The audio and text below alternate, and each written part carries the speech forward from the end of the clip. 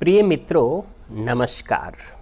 आज का हमारा विषय है मीडिया व्यवस्था एवं प्रेस के सिद्धांत, यानी कि media system and press theories.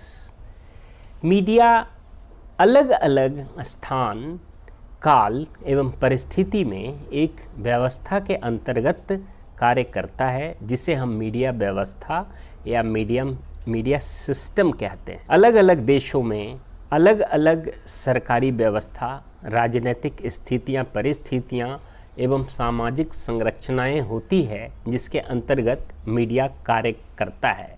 Her media व्यवस्था का कार्य होता है कि वह राष्ट्र के विकास में अपना एक संतुलित योगदान दे। राष्ट्र के विकास में सामाजिक, आर्थिक, राजनैतिक, धार्मिक, सांस्कृतिक, शैक्षिक, आध्यात्मिक प्रकार के विकास आते हैं। मीडिया जागरण पैदा करके चहुमुखी विकास कर सकता है। तात्पर्य यह कि मीडिया सूचना, शिक्षा, मनोरंजन व अनुनयन के माध्यम से समग्र विकास कर सकता है। कोई भी व्यवस्था या सिद्धांत एक बीज के समान होता है। सिद्धांत एक व्यवस्थित विचार यानी कि सिस्टमेटिक थॉट को भी कहा जाता है। अतः चारों वेदों, श्रीमद् भगवत गीता, रामायण आदि जैसे महान ग्रंथों को भी एक विचार, एक सिद्धांत माना जाता है। इन ग्रंथों को सैद्धांतिक ग्रंथ की भी संज्ञा दी जाती है, जो जीवन की व्यावहारिक कठिनाइयों से निपटने में कारगर सिद्ध होते हैं। जो सिद्धांत सही गलत, उचित अनुचित, वांछित अवांछित में फर्क स्थापित करता है, उसे प्रतिमानात्मक सिद्धांत यानी कि नॉर्मेटिव थियरीज भी कहा जाता है।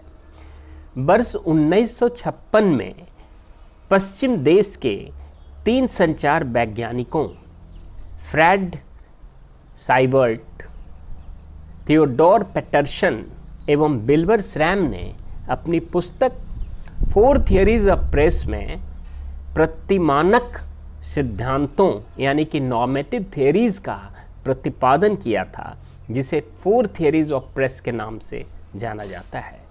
चूँकि यह विद्वान सभी पश्चिम के देशों के थे, इसलिए इन सिद्धांतों को वेस्टर्न थियोरीज ऑफ मीडिया भी कहा जाता है, क्योंकि यहाँ पर प्रेस एक प्रतीक मात्र है।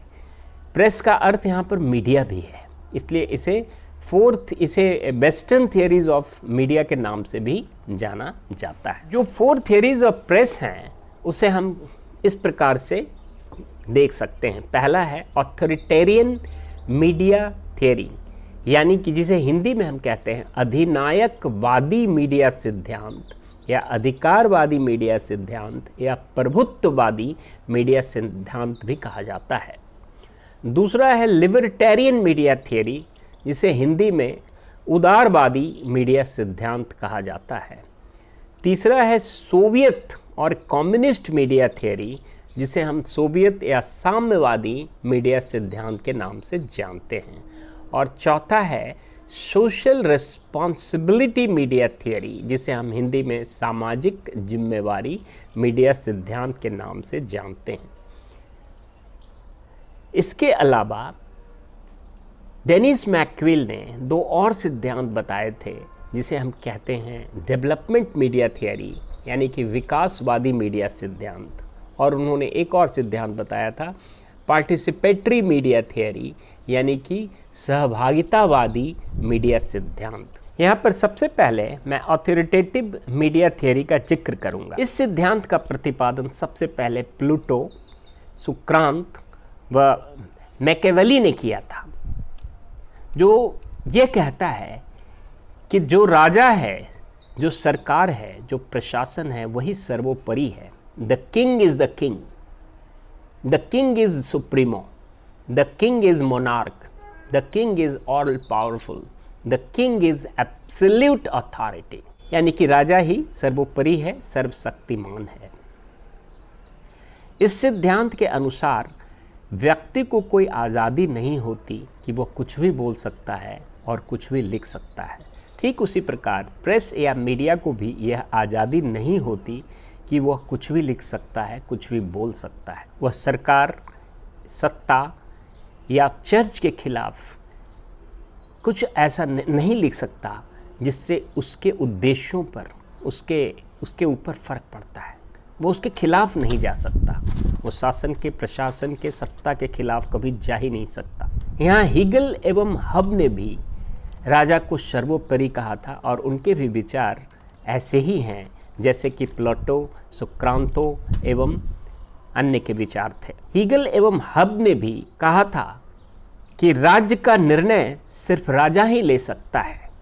राज्य के विकास में जनता की भागीदारी वांछनीय नहीं है। इस सिद्धांत के अनुसार मीडिया या प्रेस राजा, शासन, सत्ता व प्रशासन पर आश्रित होता है। प्रेस राजा के अधीन होता है तथा मीडिया राजा के खिलाफ कुछ नहीं लिख सकता। यानी कि मीडिया या प्रेस पूरी तरह सरकार के लिए जिम्मेवार है। सरकार या राजा के हित में वह कार्य करता है। वो राजा के उद्देश्यों की पूर्ति में, उसकी नीतियों के क्रियान्वयन में अपना लेखन करता है, अपने विचार व्यक्त करता है। यहाँ राजा ईश्वर या भगवान या चर्च के समान होता है। इस सिद्धांत के अंतर्गत राजा मीडिया पर नियंत्रण रखने के लिए प्री सेंसरशिप भी लागू करता है। यानी कि राजा के अधिकारी खबरों को छपने से पूर्व ही उसको देखते हैं, उसको समझते हैं, उसका पड़ताल करते हैं, उसका संपादन करते हैं, उसमें काट छांट करते हैं। यदि कोई मीडिया सरकार के विरुद्ध जाती है तो उसका लाइसेंस भी रद्द किया जा सकता है। तात्पर्य यह कि मीडिया शक्तिहीनता से अपनी जिम्मेवारियों को पूरा करता है। यानी कि media has lot of responsibilities without power. इसके अलावा राजा, सरकार, प्रशासन या सत्ता नियमित रूप से मीडिया या प्रेस पर अपना राजनीतिक दबाव व अंकुश बनाए रखता है।